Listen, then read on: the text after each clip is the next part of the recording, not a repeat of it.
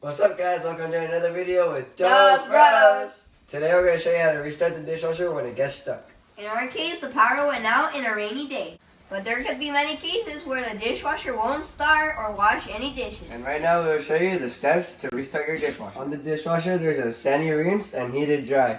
You'd press the sandy rinse, the heated dry, the sandy rinse, and then the heated dry, and you'd hold the heated dry till all the lights turn on.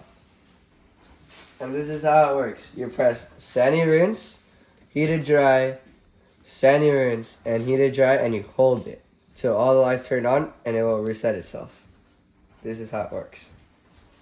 So now all you have to do is press start, and your system is set. And there you go, guys. Now your dishwasher is working again. And remember, if this video was helpful for you, make sure to like and subscribe. It's free and will tremendously help our channel. And thanks to you guys, we are 1 subscriber away from getting to 1,000. Thank you guys for all the support. Bros, Bros, we out. Stop. And if this video was helpful for you, make sure to like and subscribe. It is free and it will tremendously help our channel.